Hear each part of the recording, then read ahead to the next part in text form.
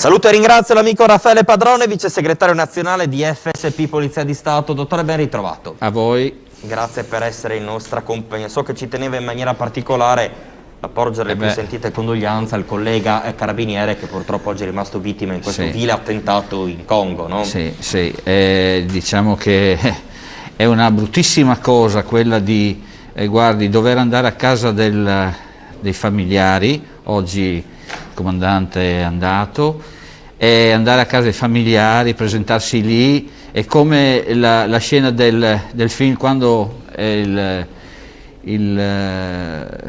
capitano, il maggiore, quello che va da casa degli americani, vedete sempre nei film, a dire che il marito, il papà non c'è più. È una tragedia, guardate, è già capitato anche a me tanti anni fa di andare a casa dei genitori e dire che il loro figlio aveva avuto un incidente.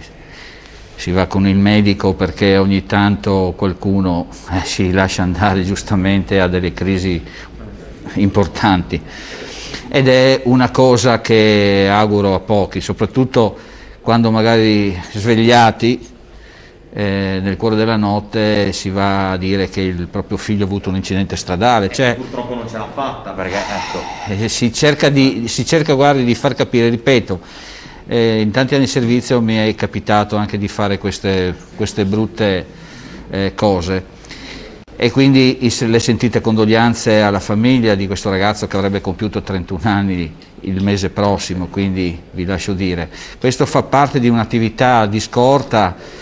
Noi abbiamo i nostri servizi di scorta, direttore, anche qui per tanti anni ho fatto questo servizio, lasciavo la casa e dicevo quando tornavo dove ero stato, proprio per evitare particolari situazioni di tensione, ma capite che la moglie o i familiari capiscono quello che vai a fare. Chiaro. Però un conto è operare all'interno del territorio nazionale, un conto è operare in Ruanda piuttosto che in Congo, piuttosto in paesi Nigeria ad altissimo rischio, perché dal 2010 leggevo sono già morte più di 90 persone tra gli operatori delle forze. Ma poi abbiamo avuto Nassiriya, abbiamo avuto un sacco di episodi, però sono servizi particolari ad alto rischio, quindi quando uno parte da casa per andare lì, a maggior ragione sa che va e può andare incontro a delle particolari situazioni.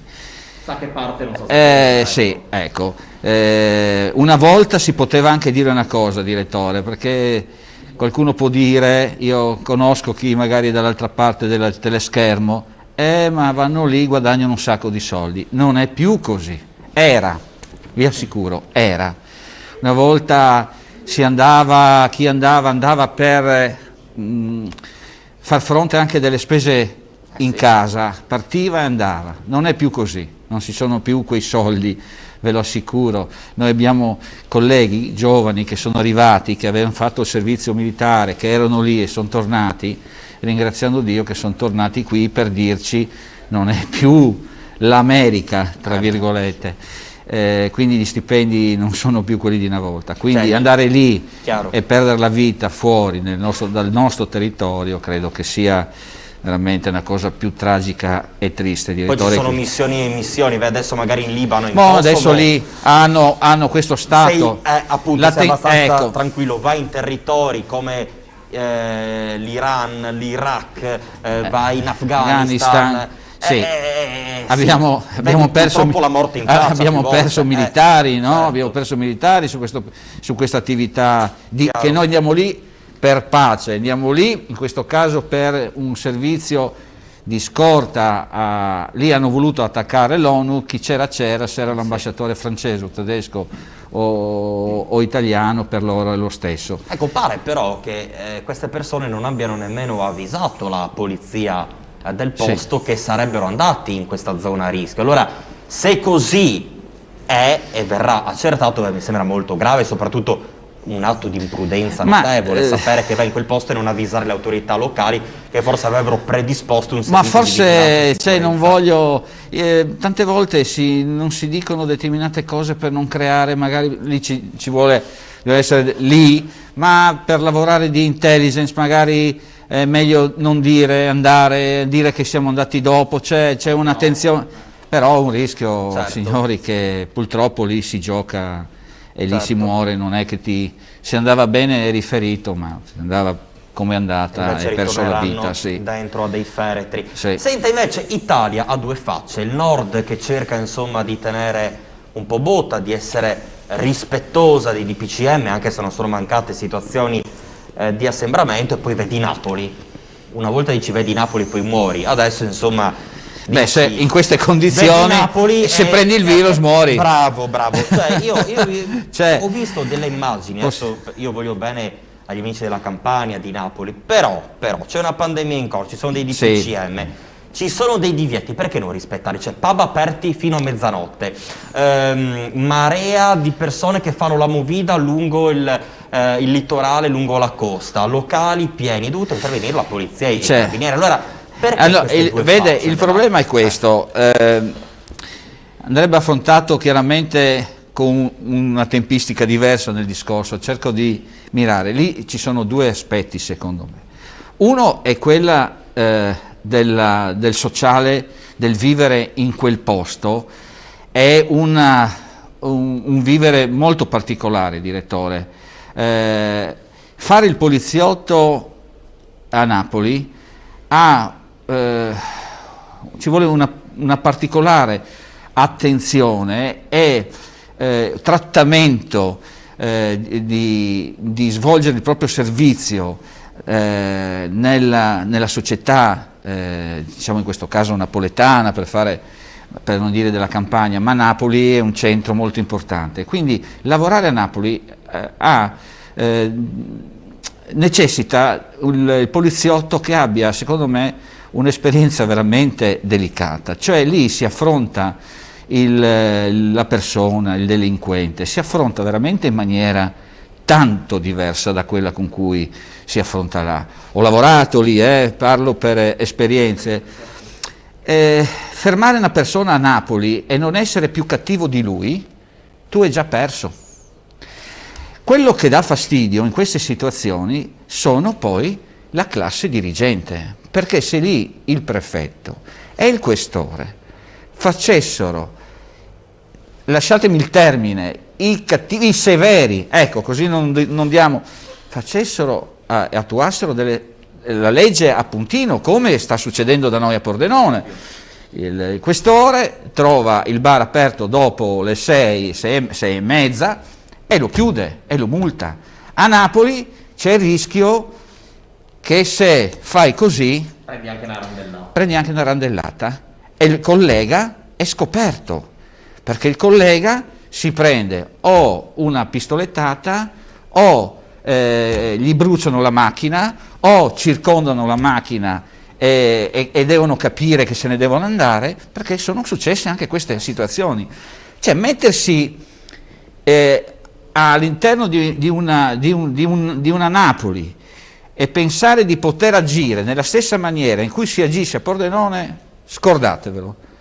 I colleghi veramente devono stare attenti a come agiscono, perché poi se agiscono come dovrebbero agire e non sei difeso, Rischia anche di passare dalla parte del torto. ma sicuramente, magari, no? allora lasciamo perdere quello che può succedere Sì. in strada, ma quello che riviene all'interno poi del tuo ufficio. Cioè sono queste le situazioni particolari che bisogna provare a essere sul posto. Se il collega gli dà una sberla, cosa succede? Passa i guai.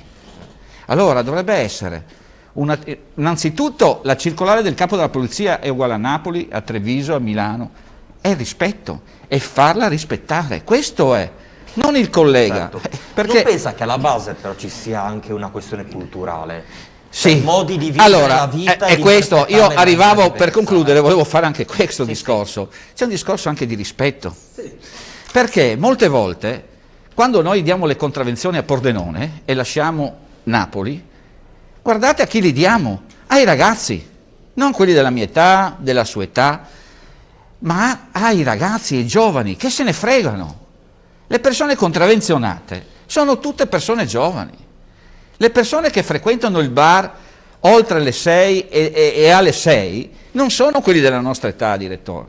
Sono tutti ragazzi che se ne fregano del virus, della mascherina e del resto. E questo, allora si figuri all'interno di una città come Napoli, dove, ripeto, abbiamo una cultura diversa e vabbè,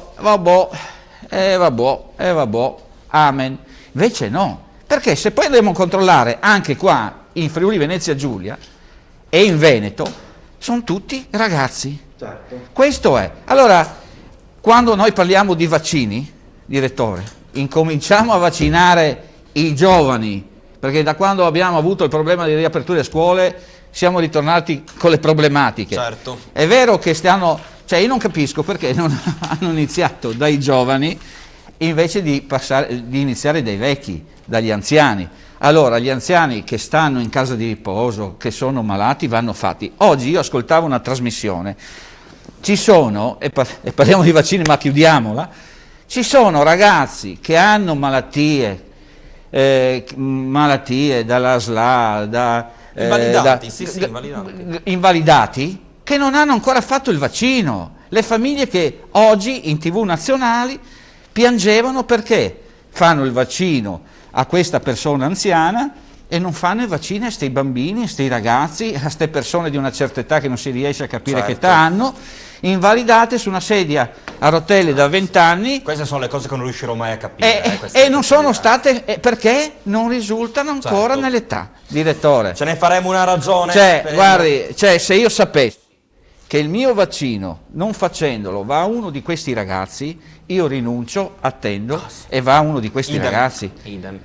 Scusate, Grazie Raffaele Padrone. Scusate, ma No, certo. era da dire anche questa cosa. Grazie allora all'amico Raffaele Padrone, Grazie. segretario nazionale di FSP Polizia di Stato. Ci vedremo nei prossimi appuntamenti.